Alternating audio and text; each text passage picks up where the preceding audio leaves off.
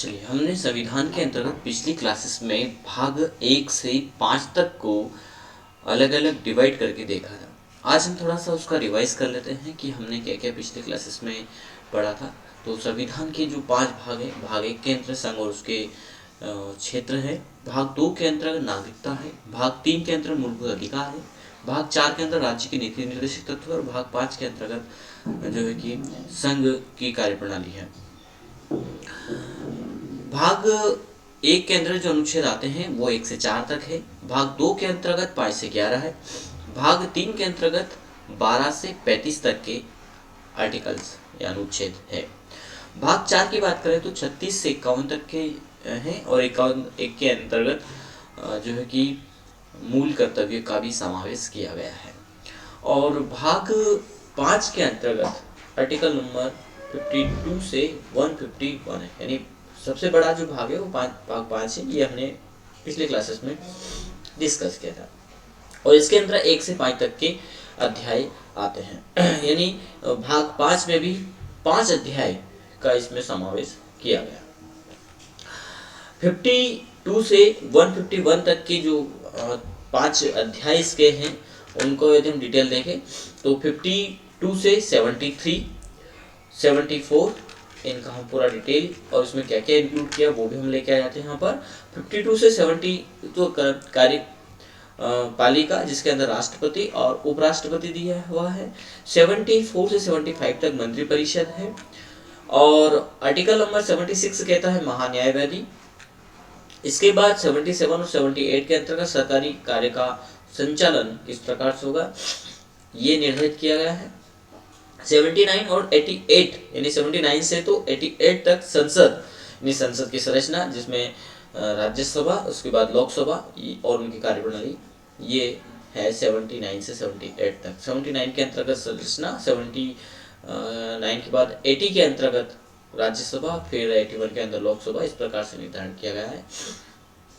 Article number 89 की बात करें तो 89 से 98 संसद के अधिकारी और 99 से 100 तक कार्य संचालन।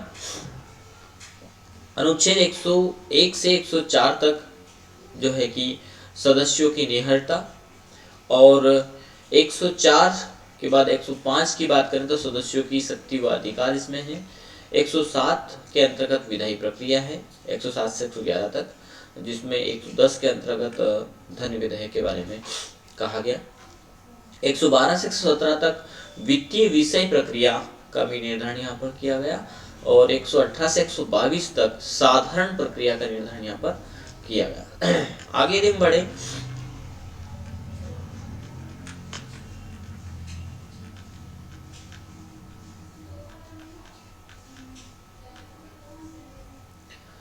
फिफ्टी 2 से 151 ये हमने देखा, लेकिन इसमें भी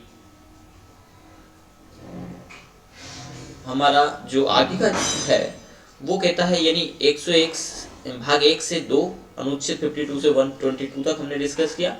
फिर आता है आपका अध्याय 3 की यदि बात करें तो उसमें आर्टिकल रखा गया है 123 और अध्याय 4 के अंतर्गत है अनुच्छेद 124 से 147 तक यहाँ पर न्यायिक प्रक्रिया दी गई। 123 के अंतर्गत राष्ट्रपति की विधायी का है जिसमें वो विधान बना सकते हैं, जिसमें राष्ट्रपति को अधिकार दिया अध्यादेश का। इसके बाद आता है आपका 148 से 151 अध्याय 5 के अंतर्गत। तो ये आर्टिकल्स राष्ट्रपति की विधायी शक्ति, संघ की न्यायपालिका 124 से 147। तो जब भी कोई क्वेश्चन आता है तो ये ग्राफिकल याद रखना बड़ा आसान हो जाता है कि कहाँ से कहाँ तक क्या क्या चीजें रखी गई, इंक्लूड की गई, और इसीलिए हमने इस प्रकार से ग्राफ में इसको डिटेल पिछली क्लासेस के अंतर्गत समझा था और एक बार हमने इसको यहाँ पर रिवाइज भी किया। भारत का महानियंत्रक लेखा परीक्षक का निर्धारण भी यानी केग का निर्धारण भी किया गया है। तो ये कार्यप्रणाली आती है 148 से 151 तक। अध्याय 5 भाग 5 का अध्याय 5। चलिए आगे बढ़ते हैं। अब आज की क्लास में जो हम समझने वाले हैं, इन सभी आर्टिकल का एक बार रिवाइज करने वाले हैं। वैसे तो हम इन आर्टिकल्स को अलग अलग क्लास के अंदर समझ चुके हैं, लेकिन आज पूरे यानी 151 तक यानी 5 भाग के पूरे आर्टिकल्स को हम इसमें देखने वाले हैं, किस आर्टिकल के अंदर क्या क्या चीज रखी गई है। ये भी हमने पिछली क्लास में थोड़ा सा रिवाइज किया था। भाग 1 संघ और उसके क्षेत्र, तो उसमें क्या क्या है, संघ का नाम और राज्य का क्षेत्र वो क्या होगा, नए राज्यों का प्रवेश या स्थापना कैसे होगा, यदि भारत से बाहर का कोई क्षेत्र राज्य क्षेत्र उसमें भारत में समायोजित किया गया है तो उसका प्रावधान आर्टिकल नंबर 2 में रखा गया। वहीं पर 3 कहता है कि यदि भारत के ही राज्य हैं, उन भारत के राज्य में से कोई नया राज्य बनेगा तो उनका सीमा का निर्धारण और उनके नामों का जो परिवर्तन की कार्यप्रणाली है वो आर्टिकल नंबर 3 के अंतर्गत रखी गई। और 4 क्या कहता है, नए राज्यों के निर्माण और वर्तमान राज्य क्षेत्रों में सीमाओं या नामों में परिवर्तन किस प्रकार किया जा सके, इसके लिए किसी विशेष प्रावधान किया है। जिस प्रकार से कहते हैं कि नया कानून बनता है तो उसके लिए राज्यसभा और लोकसभा दोनों में जाने की प्रोसेस होती है, उसके बाद राष्ट्रपति के सिग्नेचर के बाद ये प्रावधान होगा तो विधान बनेगा। यहाँ पर उसको छूट दी जाती है, किसको, संसद को ये निर्धारित कर दिया जाता है। चलिए भाग 2 के अंतर्गत नागरिकता है और नागरिकता के आर्टिकल नंबर 5 में दिया गया है संविधान के प्रारंभ पर नागरिकता, यानी जहां संविधान 1947 भारत विभाजन हुआ और भारत विभाजन के समय आपने देखा कि भारत और पाकिस्तान 2 अलग अलग बने, तो वहां के कुछ प्रावधान यहाँ पर लिए गए और उस प्रावधान में निर्धारित किया गया कि जब संविधान लागू होगा तब नागरिकता जो पहले से यहाँ पर रह रहे हैं उन लोगों को किस प्रकार से नागरिकता मिलेगी। तो संविधान के प्रारंभ पर नागरिकता का यहाँ पर निर्धारण किया गया। भाग 6 के अंतर्गत पाकिस्तान से भारत को प्रव्रजन करने वाले कुछ व्यक्ति, क्योंकि जब देश अलग भागों में बटा तो पाकिस्तान में जो हिंदू रह रहे थे उनको कहा गया कि आप भारत चले जाइए और भारत के में रहने वाले मुसलमानों को पाकिस्तान, ये अलग अलग बंटवारे के अंतर्गत निर्धारण किया है। तो यदि पाकिस्तान से कोई भारत आता है तो उस स्थिति में उनकी नागरिकता किस प्रकार बनेगी, आर्टिकल नंबर 6 के अंतर्गत दिया गया। और इसी प्रकार आर्टिकल नंबर 7 के अंदर पाकिस्तान को प्रव्रजन करने वाले कुछ व्यक्तियों के नागरिकता के अधिकार यहाँ पर निर्धारित किए गए। तो ये भी ध्यान रखना, ये क्वेश्चन छोटे छोटे एग्जाम्स में आ सकते हैं कि किस आर्टिकल में ये निर्धारण किया गया है। 8 कहता है भारत के बाहर रहने वाले भारतीय उपद्रव के कुछ व्यक्तियों के नागरिकता के अधिकार। 9 कहता है विदेशी राज्य की नागरिकता, यानी भारत के बाहर रहने वाले भारतीयों को, जबकि 9 के अंतर्गत है विदेशी राज्य की नागरिकता स्वेच्छा से अर्जित करने वाले व्यक्तियों की नागरिकता न होना। ये 9 के अंतर्गत दिया गया है कि यदि कोई स्वैच्छिक रूप से भारत की नागरिकता त्यागना चाहता है तो वो त्याग सकता है, लेकिन फिर वो भारत का नागरिक नहीं होगा, क्योंकि यहाँ पर सिंगल नागरिकता या सिटीजनशिप, सिंगल सिटीजनशिप का प्रावधान संविधान के अंतर्गत निर्धारित किया गया। 10 कहता है नागरिकता के अधिकारों को बना रहना, किस प्रकार से नागरिकता बनी रहेगी उसका प्रावधान यहाँ पर किया गया। और 11 के अंतर्गत कहा गया कि संसद द्वारा नागरिकता के अधिकार का विधि द्वारा विनिमय किया जाना, ये निर्धारण किया गया है आर्टिकल नंबर 11 भाग 2 के अंतर्गत नागरिकता। नागरिकता यहाँ पर पूरी होती है। इसके बाद आर्टिकल नंबर 12 से स्टार्ट हो जाता है आपके मूल अधिकार, जो संविधान की आत्मा है। मूल अधिकार की यदि हम बात करें तो मूल अधिकार में स्वतंत्रता का अधिकार, और ये आता है 19 से 22 तक। ये पहले आ गया है, एक्चुअली पहले हमारा ये सर्कल जो शेड्यूल है ये उल्टा हो गया है। ये स्टार्ट होना है हमारा समता के अधिकार से। तो समता का अधिकार आता है 14 से 18 तक। 12 और 13 के अंतर्गत परिभाषा और उससे रिलेटेड दोनों भाग में निर्धारण किया गया किस प्रकार से अधिकार, मौलिक अधिकार प्रदान किए गए। 14 से स्टार्ट होता है समता का अधिकार, जो 14 से 18 तक जाता है। 19 से 22 तक स्वतंत्रता। स्वतंत्रता के बाद बात करें तो शोषण के विरुद्ध अधिकार, जो 23 से 24 में दिया गया है शोषण में। धर्म की स्वतंत्रता का अधिकार 25 से 28 में। संस्कृति और शिक्षा संबंधी अधिकार 29 से 31 तक है। और संवैधानिक उपचारों का अधिकार 32 से 35 तक, यानी 12 से तो 35 तक मौलिक अधिकार या मूल अधिकार के बारे में चर्चा की गई। भाग 3 के अंतर्गत।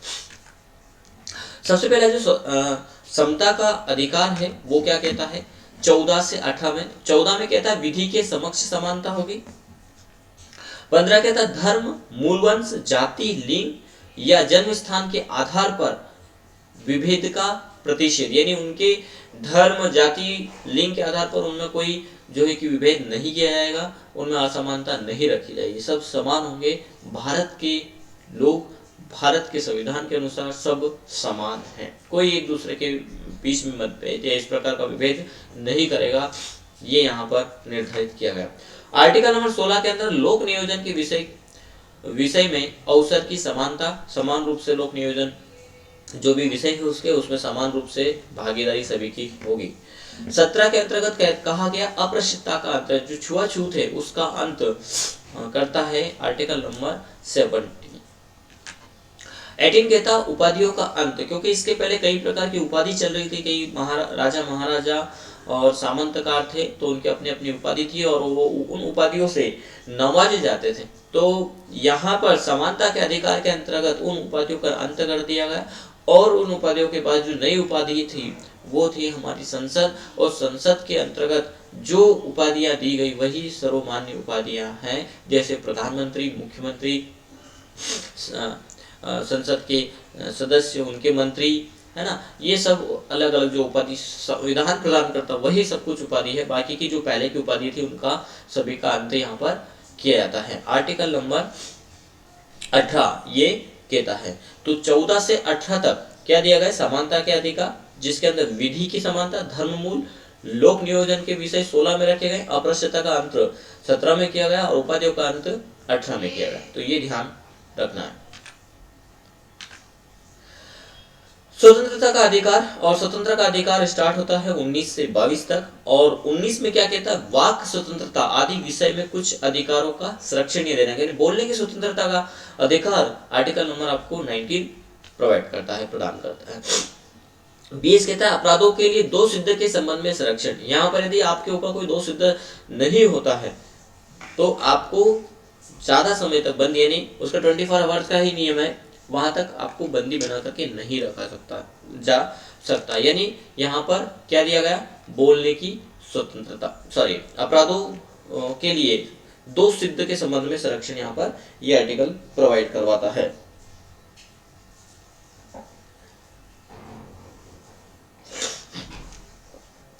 आर्टिकल नंबर 21 कहता है प्राण और दैहिक स्वतंत्रता का संरक्षण यहाँ पर मिलता है। 22 के अंतर्गत कुछ दशाओं में गिरफ्तारी और निरोध से संरक्षण, तो ये गिरफ्तारी वाला यानी अपराधों के लिए दोष सिद्ध के संबंध में संरक्षण जो मिलता है वो 20 के अंतर्गत मिलता है, और कुछ दशाओं में गिरफ्तारी और निरोध से संरक्षण 22 के अंतर्गत दिया गया है। शोषण यदि व्यक्ति का होता है, क्योंकि इसके पहले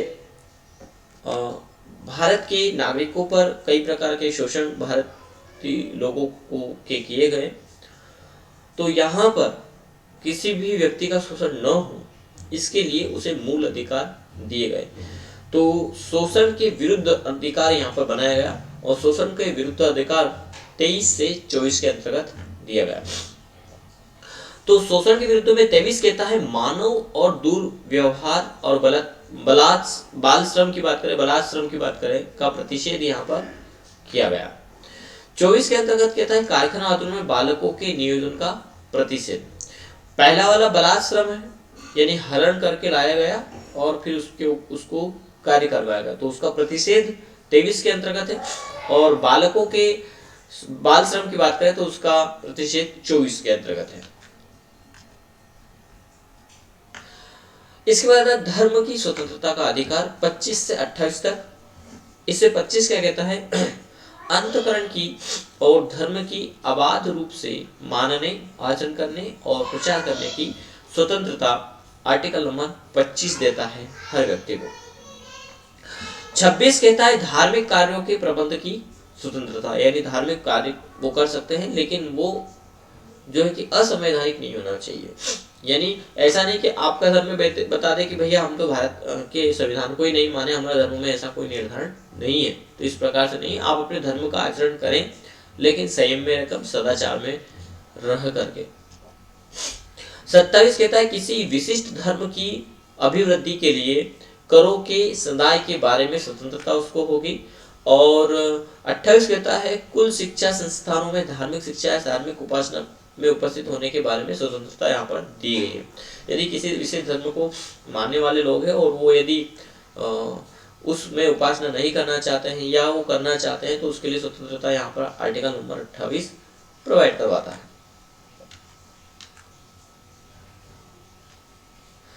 इसके बाद आता है संस्कृति और शिक्षा का अधिकार, और ये 29 से 31 में दिया गया। क्या कहा गया? अल्पसंख्यक वर्गों के हितों का संरक्षण, आर्टिकल नंबर 29 कहता है। 30 कहता है शिक्षा संस्थानों की स्थापना और प्रशासन करने की अल्पसंख्यक वर्गों का अधिकार यहाँ पर दिया गया।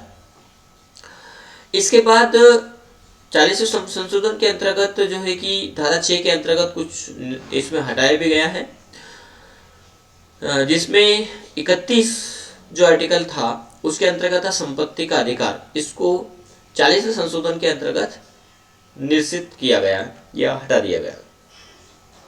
20/6/1979 यानी 79 से इसे निश्चित किया गया है। चलिए, तो ये थे आर्टिकल संस्कृति और शिक्षा के अधिकार, जिसके अंतर्गत 29 से 31 आता है, जिसमें 31 में संपत्ति का जो अधिकार था उसको विलोपित किया गया। संवैधानिक उपचारों का अधिकार ये आता है आपका 32 से 35 तक। कहा गया है इस भाग द्वारा प्रदत्त अधिकारों को प्रयोजन कराने के लिए उपचार किया गया है 32 के अंतर्गत। 33 के अंतर्गत इस भाग द्वारा प्रदत्त अधिकारों का बलों आदि को लागू होने में उपरांत करने की संसद की शक्ति, यहाँ पर उनको किस प्रकार से लागू किया जाएगा वो संसद के अधिकार है यहाँ पर, और संसद उनको करवा सकते हैं। ये आर्टिकल नंबर 33 है, क्योंकि संवैधानिक उपचारों का यानी उन अधिकार जो मौलिक अधिकार मिले हैं वो किस प्रकार से लागू होंगे। यदि कहीं पर इस प्रकार से पाया जाता है कि मौलिक अधिकारों का हनन हो रहा है तो संसद किस प्रकार से उनको लागू करवाएगा, तो वो यहाँ पर उनका उपबंध कर दिया गया।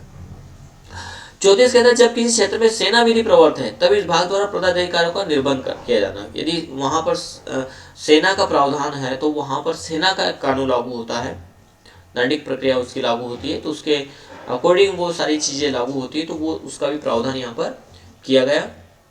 35 कहता है इस भाग के उपबंधों का प्रभावी करने का विधान यहाँ पर रखा गया।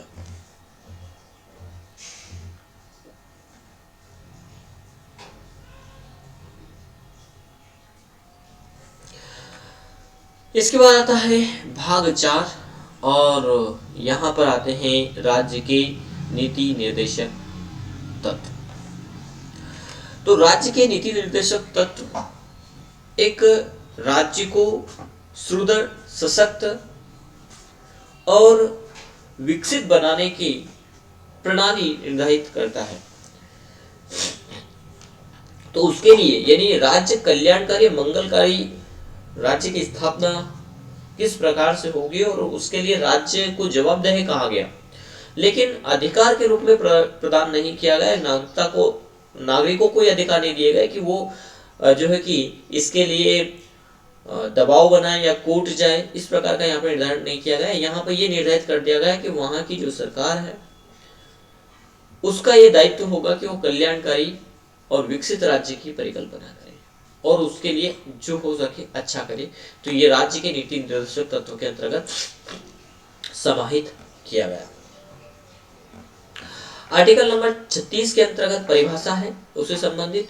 37 के अंतर्गत इस अंतर्विशिष्ट तत्वों का लागू करना है। 38 के अंतर्गत राज्य लोक कल्याण की अभिवृद्धि के लिए सामाजिक व्यवस्था किस प्रकार से करेगा ये निर्धारण किया गया। 39 के अंतर्गत राज्य द्वारा अनुसरणीय कुछ नीति तत्व निर्धारित किए गए। और क के अंतर्गत समान न्याय और निशुल्क विधिक सहायता का प्रावधान भी यहाँ पर किया गया। 40 के अंतर्गत ग्राम पंचायतों का संगठन। 41 में कहा गया कुछ दशाओं में काम, शिक्षा और लोक सहायता पाने का अधिकार। 42 कहता है काम की न्याय संगत और मानोचित दशाओं का तथा प्रसूति सहायता का उपबंध भी सरकार करेगी। 43 के अंतर्गत 43 के अंतर्गत कर्मकारों के लिए निर्वहन और मजदूरी आदि का निर्धारण राज्य करे। इसका दिया गया है उद्योगों के प्रबंध में कामगारों का भाग लेना। 44 यानी 44 है नागरिकों के लिए एक समान सिविल संहिता। और 45 में है बालकों के लिए निःशुल्क और अनिवार्य शिक्षा का उपबंध। राज्य की कल्याणकारी योजनाओं वो चलाएंगे, वो ये करेंगे। 46 है अनुसूचित जाति, अनुसूचित जनजाति तथा अन्य दुर्बल वर्गों की शिक्षा और अर्थ संबंधी हितों की अभिवृद्धि।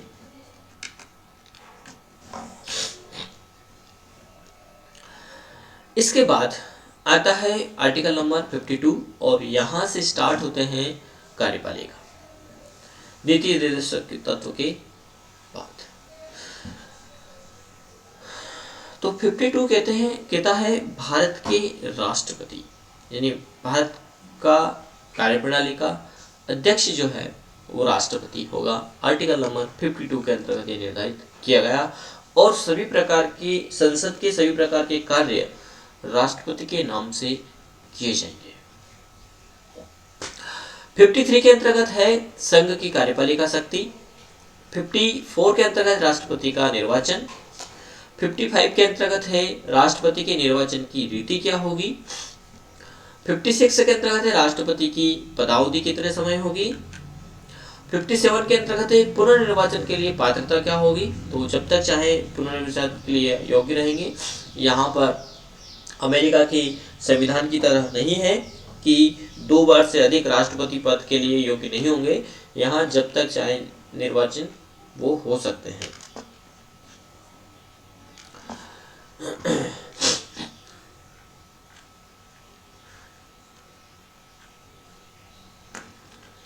ये रिपीट हुआ है।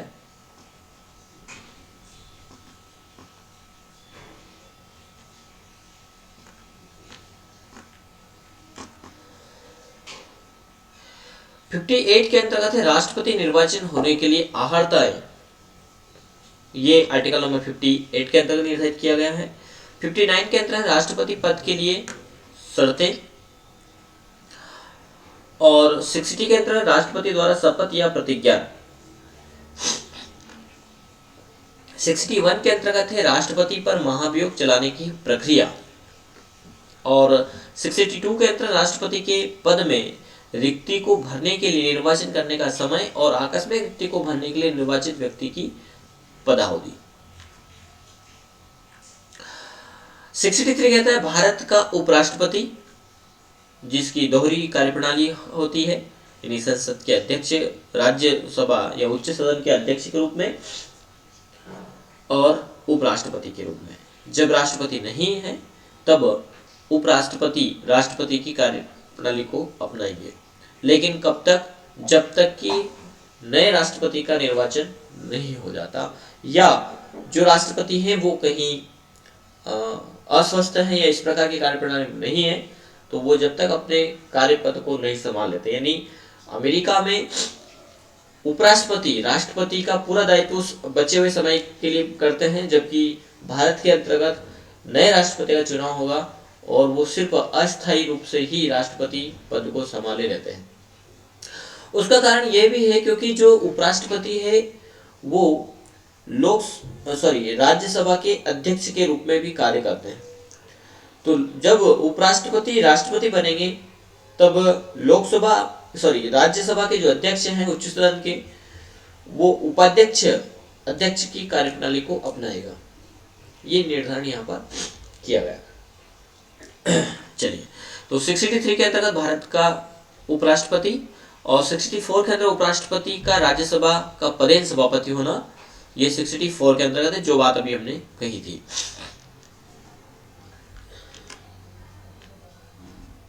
आगे बढ़ते हैं।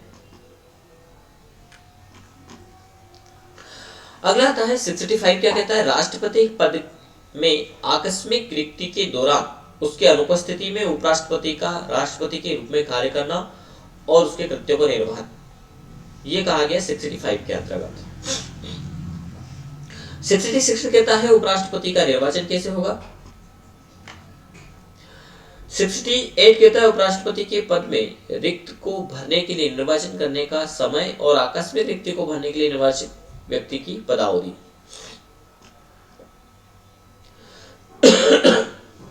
69 कहता है उपराष्ट्रपति द्वारा शपथ या प्रतिज्ञा, और 70 के अंतर्गत है अन्य आकस्मिकताओं में राष्ट्रपति के कर्तव्यों का निर्वहन। इसके बाद 71 के अंतर्गत राष्ट्रपति या उपराष्ट्रपति के निर्वाचन से संबंधित सशक्त विषय यहां पर दिए गए।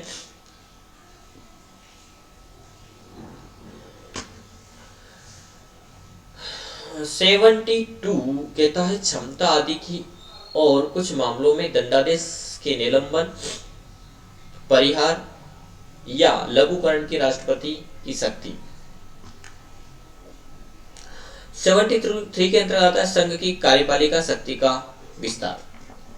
और 74 कहता है राष्ट्रपति को सहायता और सलाह देने के लिए मंत्रिपरिषद। मंत्रिपरिषद का निर्माण यहाँ पर होता है कि जो राष्ट्रपति है उनके नाम से सारी कार्य प्रणाली की जाएगी, लेकिन उसकी सभी शक्तियां किसको दे दी गई, मूल रूप से मंत्रिपरिषद को। और मंत्रिपरिषद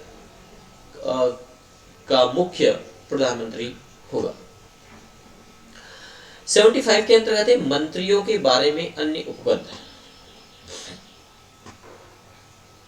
76 भारत का महान्यायवादी, जिसे राष्ट्रपति के प्रमुख कानूनी सलाहकार के रूप में माना समझाता है, और ये प्रमुख कानूनी सलाहकार होते हैं राष्ट्रपति के।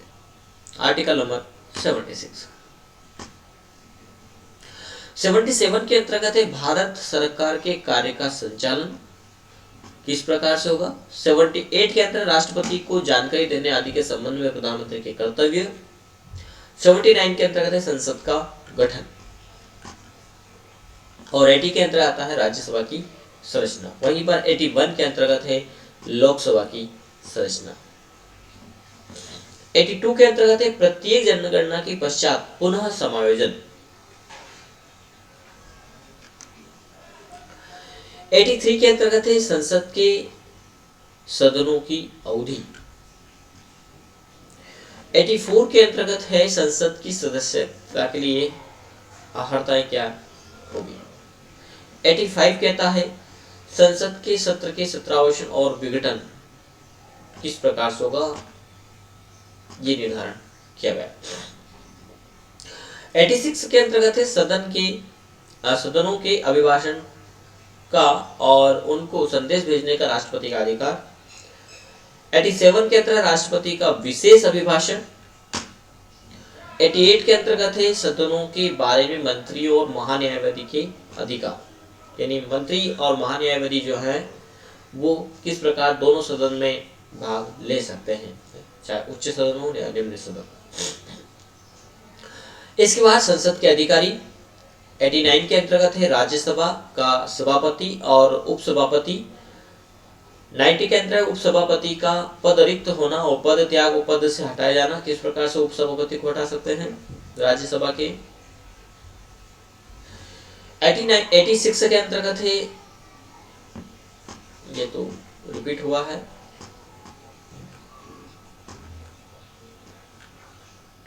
91 के अंतर्गत है सभापति के पद के कर्तव्यों का पालन करने या सभापति के रूप में कार्य करने की उप सभापति या अन्य व्यक्ति की शक्ति। 92 कहता है जब सभापति या उप सभापति को पद से हटाने का कोई संकल्प विचाराधीन है तब उसका पीठासीन न होना। यदि उन्हें अपने पद से हटाने के बारे में संकल्प पत्र जारी हो चुका है तो वो फिर पीठासीन नहीं रह सकते, चाहे फिर सभापति हो या उपसभापति, दोनों के लिए ये लागू होता है। Article number 92। 93 के अंतर्गत क्या कहा गया, लोकसभा और अध्यक्ष और लोकसभा का अध्यक्ष और उपाध्यक्ष का निर्धारण 93 के अंतर्गत किया गया। 94 के अंतर्गत अध्यक्ष और उपाध्यक्ष का पद रिक्त होना। 95 के अंतर्गत अध्यक्ष के पद के कर्तव्यों को पालन करने या अध्यक्ष के रूप में कार्य करने की उपाध्यक्ष या अन्य व्यक्तियों की शक्ति का निर्धारण किया गया। 96 के अंतर्गत जब अध्यक्ष उपाध्यक्ष को पद से हटाने को संकल्प, यानी ये सभापति उपसभापति के जैसा ही यहाँ पर अध्यक्ष उपाध्यक्ष, एक्चुअली राज्यसभा का सभापति या उसको भी अलग ऐसे राज्यसभा अध्यक्ष बोल सकते, लेकिन मूल रूप से कहीं ना कहीं जब निर्देशित किया जाता है तो उसको सभापति के नाम से बोला जाता है, और अध्यक्ष की बात करें तो लोकसभा अध्यक्ष। तो ये नियम यहाँ पर भी लागू होते हैं, यानी दोनों की जगह लागू होते हैं, उच्च सदन में भी और निम्न सदन में भी।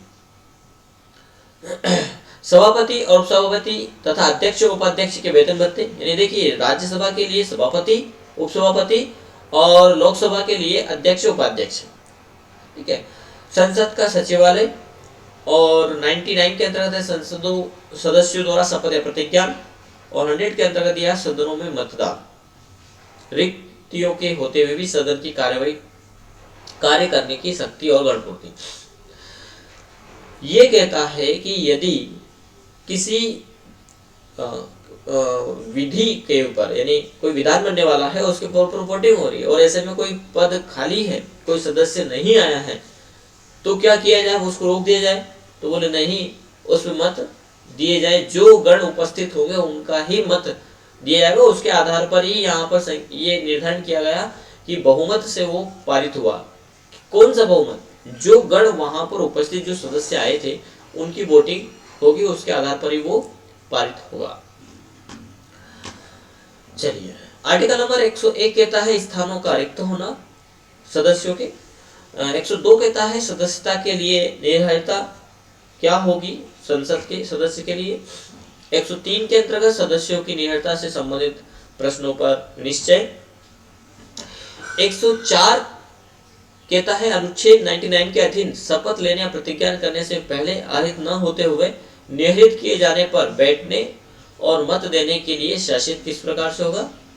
105 के अंतर्गत संसद के सदनों की तथा उनके सदस्यों और समितियों की शक्ति तथा विशेष अधिकार आदि 105 के अंतर्गत योगदान किया गया। 107 के अंतर्गत है विधायी प्रक्रिया। 107 से 110 सदस्यों के वेतन और भत्ते 106 के अंदर निर्धारित किया गया। विधायी प्रक्रिया इसके बाद 107 से स्टार्ट होती है। तो विधेयकों के पुनः स्थापन और पारित किए जाने के उपबंध 108 कहता है कुछ दशाओं में दोनों सदनों की संयुक्त बैठक। 109 के अंतर्गत धन विधेयक के संबंध में विशेष प्रक्रिया, ताकि धन विधेयक रुक ना सके, यानी धन विधेयक को राज्यसभा में प्रस्तुत किया जाएगा लेकिन राज्यसभा से वो पारित करने की आवश्यकता नहीं है। वोटिंग हो, सभी ने बहुमत दिया, सिद्ध किया, अच्छा है, पर उसके लिए बाध्यकारी नहीं कि दोनों सदनों में पारित होकर के आएगा धन विधेयक। तो धन विधेयक के लिए विशेष प्रबंध किया गया। और 110 के अंदर धन विधेयक की परिभाषा दी गई कि कौन सा विधेयक धन विधेयक होगा। इसकी परिभाषा 110 के अंतर्गत जरूरी के सारे धन के संबंध में कुछ बातें कह दी गई, कुछ फंड कह दिया गया, उसको धन विधेयक मान लिया गया। तो उसकी परिभाषा 110 के अंतर्गत। 111 कहता है विधेयकों पर अनुमति, और 112 के अंतर्गत है वार्षिक वित्तीय विवरण। 113 के अंतर्गत है संसद में प्राक्कलनों के संबंध में प्रक्रिया। 114 के अंतर्गत है विनियोग विधेयक।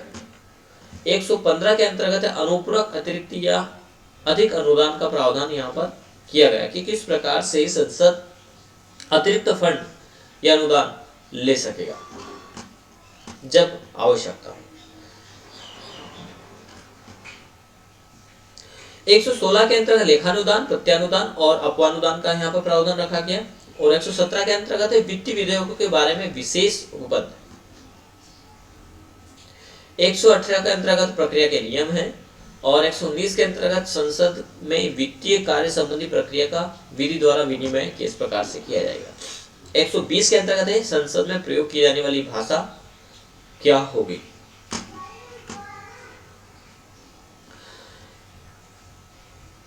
121 में कहा गया संसद में चर्चा पर निर्बंध। और 122 कहता है न्यायालय द्वारा संसद की कार्यवाही की जांच न किया जाना। ये दोनों एक दूसरे के पूरक है।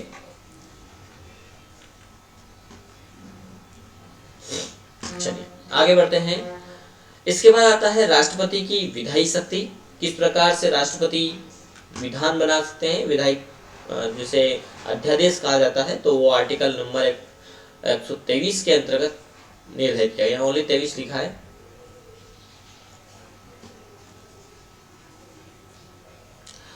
इसके बाद आती है संघ की न्यायपालिका। 124 से स्टार्ट होती है और 147 तक संघ की न्यायपालिका का विवरण यहाँ पर दिया गया।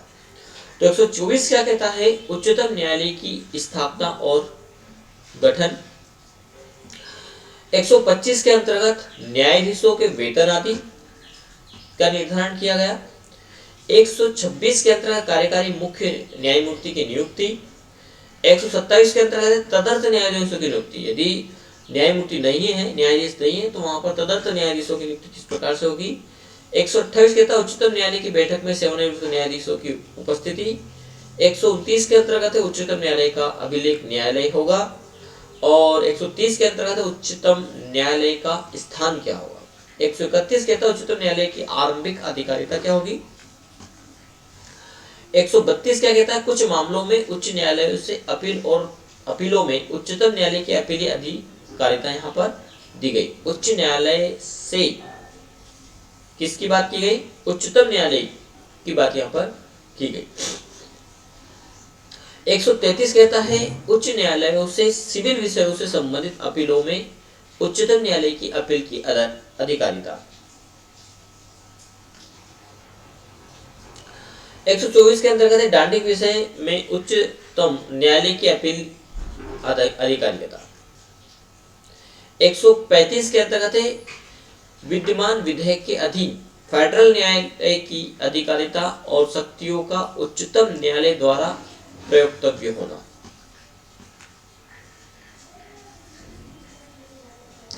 36 के अंतर्गत अपील के लिए उच्चतम न्यायालय की विशेष इजाजत। और 137 के अंतर्गत निर्णयों या आदेशों का उच्चतम न्यायालय द्वारा पुनः विलोकन। 138 के अंतर्गत उच्चतम न्यायालय अधिकारिता की वृद्धि। और 139 कहता है कुछ रीट निकालने की शक्ति का उच्चतम न्यायालय को प्रदत्त किया जाना। 140 कहता है उच्चतम न्यायालय की अनुषांगिक शक्तियां।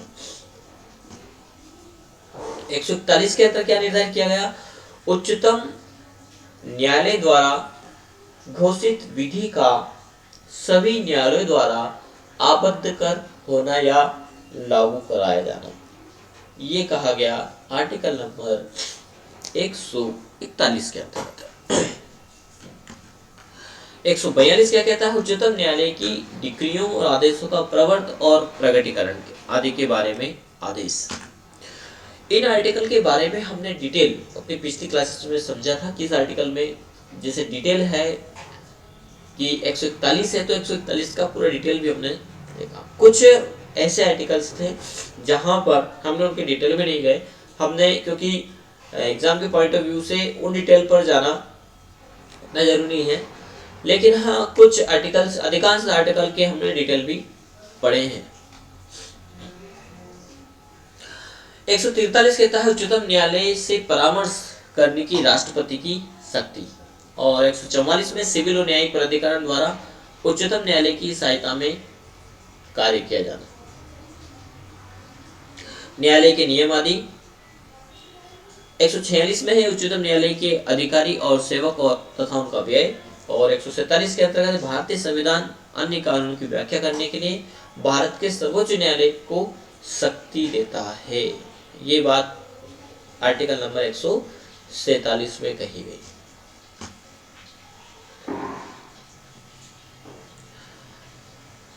एक 148 में निर्धारित किया गया नियंत्रक महालेखा परीक्षक यानी केक।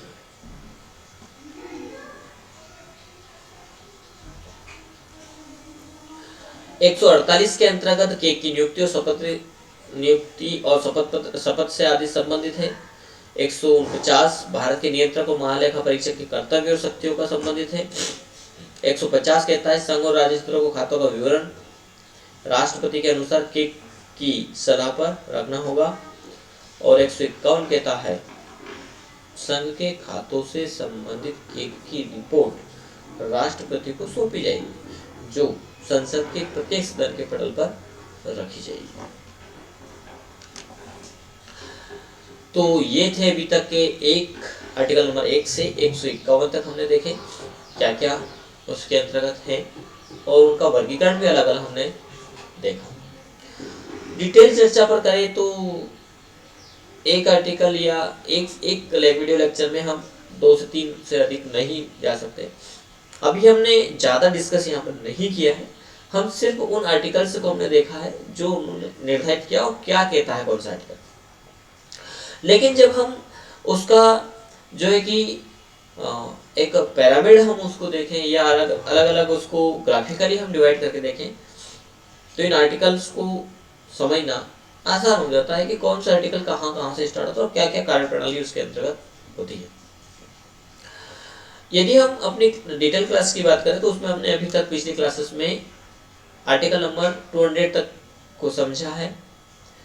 कुछ आर्टिकल ऐसे हैं जो संसद या राष्ट्रपति की जो कार्यप्रणाली है वही कहीं ना कहीं राज्य से रिलेट करते हैं। जब राज्य की बात करें तो राज्य में जहाँ जैसे राज्यपाल की कार्यप्रणाली, कुछ मामलों को छोड़ दें तो ऐसे देखा जाए तो उस राज्य के राज्यपाल की जो कार्यप्रणाली है वो कहीं ना कहीं हुबहू है राष्ट्रपति की। जैसे संसद लोकसभा के जो मंत्रिपरिषद है, मंत्रिपरिषद सामूहिक रूप से उत्तरदायित्व होती है, इसी प्रकार राज्य के अंतर्गत भी जो मंत्रिमंडल होगा वो सामूहिक रूप से उत्तरदायी होता है। राज्य का प्रमुख मुख्यमंत्री है, जबकि संघ के या संसद के प्रमुख में यदि हम कार्यप्रणाली की बात करें तो उसमें प्रधानमंत्री है, सामूहिक रूप से जो राष्ट्रपति के नाम से कार्य करेंगे, और उनकी मुख्य शक्ति प्रधानमंत्री में दी गई राष्ट्रपति की। उसी प्रकार राज्यपाल की जो मुख्य शक्ति है या सलाहकार के रूप में हम समझे तो मुख्यमंत्री होता है। तो ऐसे कई आर्टिकल्स हैं जिनको हम इस प्रकार समझ सकते हैं, और उस पर हम डिटेल आगे भी कुछ आर्टिकल्स हैं उन पर हम डिटेल ना जा करके हम उन आर्टिकल्स के पॉइंट व्यू को हम देखेंगे, समझेंगे।